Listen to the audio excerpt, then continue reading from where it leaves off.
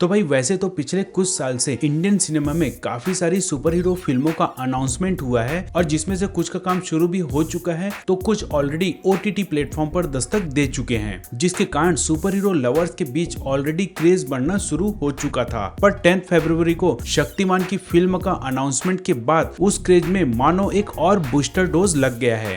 हर जगह बस उसकी ही चर्चा हो रही है। पर इसके साथ ही अब लोगों की एक्सपेक्टेशन और बढ़ गई है और अब वो ये एक्सपेक्ट कर रहे हैं कि शक्तिमान की जैसी डील हुई वैसे ही और भी दूसरे सुपर हीरोज के लिए डील होनी चाहिए, और अगर ऐसा हो गया तो भाई मजा ही आ जाएगा। तो आज के इस वीडियो में हम उन्हीं कुछ इंडियन सुपर हीरोज और यूनिवर्स की बात करेंगे दोस्तों, जो मोस्ट प्रोबेबली हमें आने वाले समय में कॉमिक्स से निकलकर बड़े पर्दे पर दिख सकते हैं। तो शुरू करते हैं दोस्तों आज का ये वीडियो बिना किसी देरी के। तो मैं हूं आपका होस्ट प्रणय और आप देख रहे हैं हाई बीपी टीवी। तो लिस्ट की शुरुआत उससे करते हैं जिसकी पॉसिबिलिटी सबसे ज्यादा है, या फिर कहें कि उनका काम शुरू भी हो चुका है, जो है ग्राफिक इंडिया का चक्र, जो ऑलरेडी कॉमिक्स से बाहर निकलकर छोटे पर्दे पर अपने एनिमेटेड अवतार पर दिख चुका है, पर वो अब तक छोटे बच्चों को ही एंटरटेन करते आया है। और काफी समय से कॉमिक्स फैन इसकी डिमांड कर रहे हैं कि चक्र को अब बड़े या मैच्योर ऑडियंस के लिए भी डेवलप किया जाए। हालांकि इस डिमांड को काफी समय से ग्राफिक इंडिया इग्नोर कर रहा था, पर फाइनली अब वो भी फैंस की बात मानते दिख रहा है, जब कुछ महीने पहले ग्राफिक इंडिया ने चक्र का 3D मॉडल रिवील किया और साथ ही कुछ एनिमेटेड क्लिप्स भी। वैसे वो क्लिप्स जब मैंने अपने इंस्टाग्राम और यूट्यूब स्टोरी पर शेयर किया था, तब उसके बाद तो यू वोंट बिलीव कि कितने लोगों ने पर्सनली मुझे इससे रिलेटेड सवाल किए थे। भाई थोड़े देर के लिए तो मुझे लग रहा था कि मैं फोन स्विच ऑफ कर दूं, पर मैंने ऐसा नहीं किया। बट ये चीज ये बताती है कि चक्र का क्रेज भी लोगों के बीच कितना हाई है। वैसे अब ये तो कंफर्म है कि इसे अब बड़े लोगों के हिसाब से डेवलप किया जा रहा है, पर फिलहाल as a live action film नहीं बल्कि 3D एनिमेटेड वेब सीरीज के रूप में। But yes, after web series live action के बारे में भी ये जल्द ही सोच सकते हैं। अब अगर नेक्स्ट सुपर हीरो की बात करें तो यहाँ नंबर आता है रक्षक का, जो याली ड्रीम क्रिएशन का एक विजिलेंट सुपर हीरो है। और इस सुपर हीरो को कॉमिक्स से बड़े पर्दे पर लाने का जिम्मा फिल्म मेकर संजय गुप्ता ने लिया है, जिसके राइट्स उन्होंने 2019 में लिया था और 2020 में इसे पब्लिकली अनाउंस कर स्क्रिप्ट का भी काम शुरू कर दिया था। हालांकि अभी काफी समय से इससे रिलेटेड न्यूज आउट नहीं हुआ है, पर मोस्ट प्रोबेबली आने वाले कुछ समय में हमें इस फिल्म से रिलेटेड कोई बड़ी अपडेट सुनने मिल सकती है, क्योंकि इसी महीने ही फिल्म मेकर संजय गुप्ता ने ट्वीट करके इस बात की जानकारी दी है कि उनके ऑफिस में नए फिल्म के लिए काफी सारे काम like pre production planning, casting, scripting जैसी चीजों के लिए काफी भागा दौड़ी चालू है। एंड एज वी नो कि उन्होंने बोला था कि मुंबई सागा के बाद उनकी नेक्स्ट फिल्म रक्षक ही होने वाली है। सो इन चीजों से आप एक्सपेक्ट कर सकते हो कि may be with in few months हमें इस फिल्म के बारे में कोई सॉलिड अपडेट मिले, जिसे आप तक पहुंचाने का काम हमारा रहेगा। फिलहाल तो बढ़ते हैं आगे और बात करते हैं ग्राफिक इंडिया के दो ऐसे कैरेक्टर्स की जिसकी मूवी बनाने की बात तो शुरू होती है,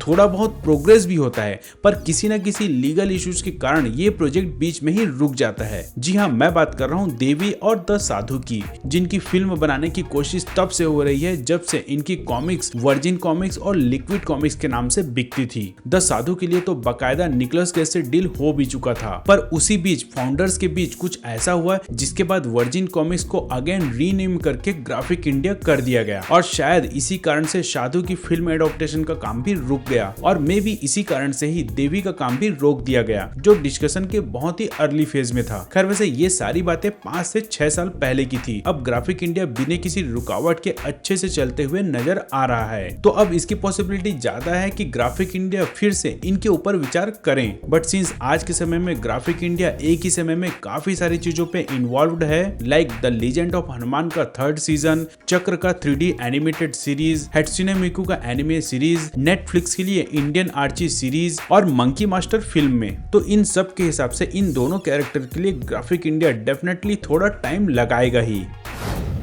रक्षक के बाद याली ड्रीम क्रिएशन का ही एक और super hero code name alpha भी एक परफेक्ट सुपर हीरो मटेरियल है, जिसमें कॉमेडी और एक्शन दोनों का तड़का है। वैसे मैंने कोड नेम अल्फा के पिछले दोनों वीडियो में ऑलरेडी बता चुका हूं कि इस कैरेक्टर को लेकर इसके पब्लिशर काफी सीरियस हैं और इसे यही ध्यान में रखकर बनाया जा रहा है कि इसे आने वाले समय में बहुत ही आसानी से किसी फिल्म में डेवलप कर सके। कॉमिक्स लॉन्च से पहले ही इसके लिए काफी सारे फिल्म मेकर्स को प्रपोजल भेजा जा चुका है और काफी कोशिशें की जा रही है कि कॉमिक्स के साथ साथ लोग इसे बड़े पर्दे पर भी देख सकें। खैर वैसे ये तो अभी फिलहाल बहुत ही इनिशियल स्टेज पे है। फिलहाल पहला फोकस तो पब्लिशर का कॉमिक्स ही है, जो शायद कुछ दिनों में लोगों को मिलना शुरू भी हो जाएगा और उसके बाद ही पता चलेगा कि कितने लोग इसके फैंस बनते हैं और इसकी मूवी की डिमांड करते हैं।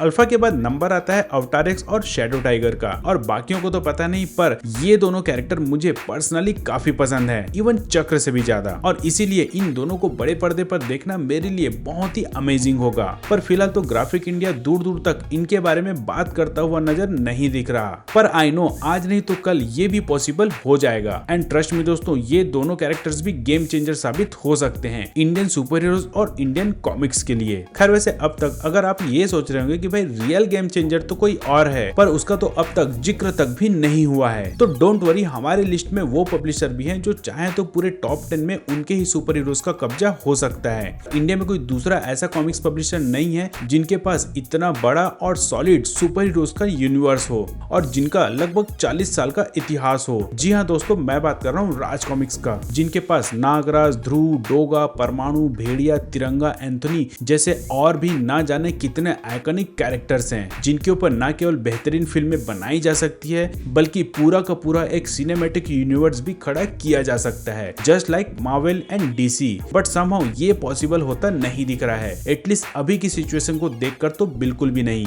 इस कंपनी के अंदर ही काफी सारी फैमिली इश्यूज हैं, जिसके कारण ही राज कॉमिक्स अब 3 हिस्सों में बढ़ चुका है और इसीलिए इनके कैरेक्टर्स के राइट्स किसी भी फिल्म मेकिंग प्रोडक्शन हाउस के लिए हासिल करना टेढ़ी खीर साबित होगा। बट फिर भी बहुत से फैंस इंक्लूडिंग मी ये विश करते हैं कि इनकी ये पारिवारिक विवाद जल्दी से सुलझ जाए और ये स्ट्रांगली कोशिश करें अपने कैरेक्टर्स को बड़े पर्दे पर लाने की, जैसे बाकी पब्लिशर्स कर रहे हैं, और शायद ये एक अच्छा समय भी है ऐसी कोशिशों के लिए। खैर वैसे ये सब तो कम्प्लीटली डिपेंड करता है इनके ऑनर्स के ऊपर कि कब वो ऐसी कोशिश करना शुरू करते हैं। फिलहाल तो हमारी कोशिश हमारा ये वीडियो यही खत्म होता है। उम्मीद है आपको आज का ये वीडियो पसंद आया होगा और काफी कुछ जानने भी मिला होगा। तो भाई पसंद आया होगा तो वीडियो को लाइक और चैनल को सब्सक्राइब कर लें। हम फिर हाजिर होंगे ऐसे किसी टॉपिक के साथ। तब तक के लिए tata, bye bye, take care and stay safe.